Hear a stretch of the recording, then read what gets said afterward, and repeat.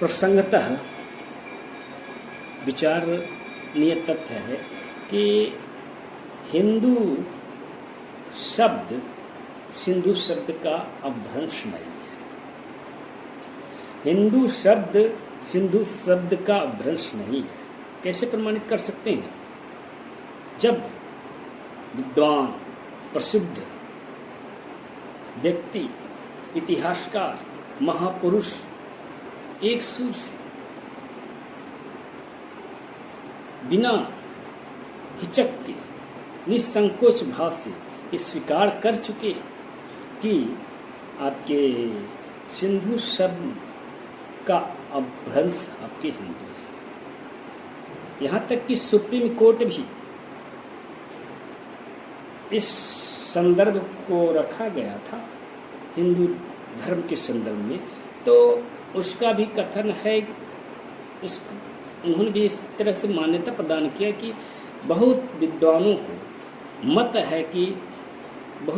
का मत है कि हिंदू जो शब्द है वह सिंधु शब्द का अपभ्रंश है, इस रूप में जाना जाता है। तात्पर्य यह है हुआ कि आपके हिंदू धर्म, हिंदू संस्कृति मात्र आपके स्थानीय, आपके भारतीय प्रायद्वीप की धर्म है। इससे पृथक, जैसा कि उसका कोई अस्तित्व ही नहीं। जैसा कि कहा जाता है कि वैदिक युग में भारत की जो सभ्यता संस्कृति थी, वैदिक सभ्यता संस्कृति संपूर्ण विश्व में फैली हुई थी। संपूर्ण विश्व में आपके भारतीय गुरुओं की प्रतिष्ठा थी, वैदिक संस्कृति की प्रतिष्ठा थी।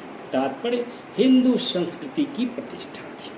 जो परंपराएं प्रचलित हैं, न केवल भारत में हिंदू धर्म अनुयायी इसका पालन करते हैं, अपितु अभी जिन्होंने जो अपने आप को, स्वयं को ईसाई संबोधित करते हैं, बौद्ध संबोधित करते हैं, जैन संबोधित करते हैं, सिख संबोधित करते हैं, मुस्लिम संबोधित करते हैं, वे उनमें भी स्थानीय परंपराओं में आपको वही परंपराएं परोक्ष, मतलब कुछ न कुछ मात्रा में, कमोबेश मात्रा में आपको प्रचलन में प्राप्त हो जाएगा, जो इस परंपराओं का वैदिक संस्कृति वाले हिंदू धर्म अनुयायी सनातन मार्गी हिंदू परिपालन। तात्पर्य हिंदू शब्द एक आध्यात्मिक शब्द है। जब हम हमारे मुस्लिम बंधु कहते हैं कि कुब्बते इस्लाम मुसलमान, ये उनकी आध्यात्मिक परिभाषा को परिभाषित करते हैं इस शब्द के माध्यम से।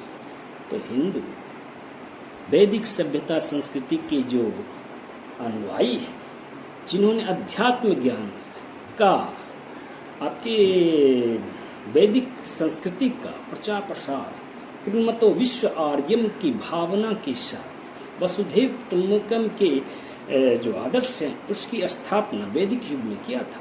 जो अध्यात्म ज्ञान के प्रतिष्ठापक थे, उनके धर्म का नाम आध्यात्मिक न हो करके आपके स्थानवाचक कैसे हो सकता है, यह विचारणीय तथ्य है।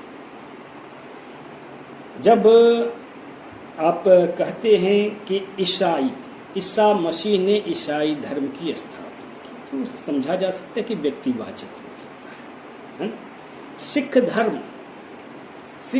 धर्म की स्थापना गुरुओं ने किया था, ये गुणवाचक है ना, या समूहवाचक है, शिष्यों का समूह है, इसीलिए सिख धर्म है।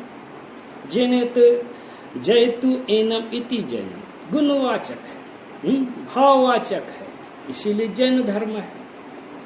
तो इन आधार पे आपके संज्ञा के जो 5 भाव होते हैं ना, जातिवाचक, व्यक्तिवाचक, भाववाचक, समूहवाचक, द्रव्यवाचक, इस आधार पे भी नामकरण हुआ है। देश का भी हुआ है, समाज का भी नामकरण हुआ। जैसे भारत के संदर्भ में लेते हैं हम लोग, तो इस भूमि को आर्यावर्त कहा जाता है, ब्रह्मावर्त कहा जाता है। आर्यों की भूमि थी इसीलिए आर्यावर्त, ब्राह्मणों की भूमि थी इसलिए ब्रह्मावर्त कहलाती है। व्यक्तिवाचक के रूप में इस देश को भारतवर्ष कहा जाता है। कहा जाता है कि भरत नाम का एक राजा हुई, जिनके कारण इस देश का नाम भारतवर्ष हुआ। भारत के कारण भारतवर्ष हुआ, चाहे वो आपके जैन मुनि भरत मुनि हो अथवा आपके भगवान श्री राम के भाई भरत, जो भी, ये अलग संदर्भ है।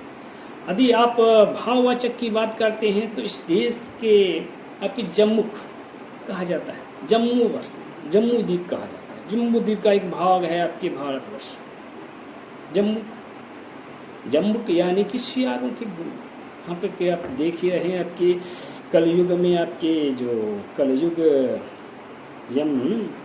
कलयुग में आपके श्वान कुल का जो कुत्ता है वह बहुत ही प्रसिद्ध है। मनुष्य का सबसे अंतरंग मित्र, दूसरा मित्र आपके कुत्ता ही होता है, उसके जैसे सयाना कोई नहीं होता है। तो उस प्रकार की प्रवृत्ति वाले अनुचर सेवक भाव वाले मानवों की भी प्रचुरता है इस देश में, सेवा भावी। इसलिए जम्मू द्वीप का एक भाग भारतवर्ष भी है। और समूहवाचक की बात करें तो भारत किस प्रकार की चरित्र को, उद्देश्य को, पक्ष को प्रस्तुत करता है, क्या बता सकते हैं आप?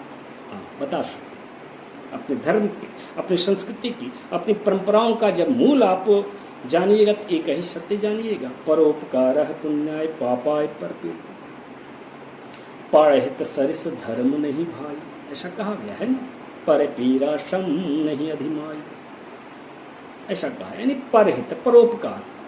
हमारी धार्मिक व्यवस्था, हमारी धार्मिक चरित्र ये है परोपकार का, ये मूल है आपके धर्म का। बाकी धर्मों की में इस प्रकार स्पष्टता के साथ स्वयं को प्रस्तुत नहीं करती। वो कहते हैं हम ईसाई, ईसा मसीह के उपासक हैं, ईसाई। लेकिन हिंदू धर्म संस्कृति कहती है कि परोपकार करो, परहित करो, यही धर्म है, यानी हित भावना। हित भावना के कारण, हित कर्म के कारण, हित विचार के कारण इस संस्कृति को, इस समाज को हिंदू कहा गया। आध्यात्मिक रूप से यही मतलब परिभाषा आपके हिंदू धर्म की होती है। अगले अंकों में हम लोग जानेंगे किस प्रकार से यह बहुधार्मिक, बहु सांस्कृतिक, बहु पारंपरिक देशों में हिंदू शब्द के कारण एकता है, एकात्म भाव स्थापित हो गई है, जो हिंदू धर्म को बांधे रखता है।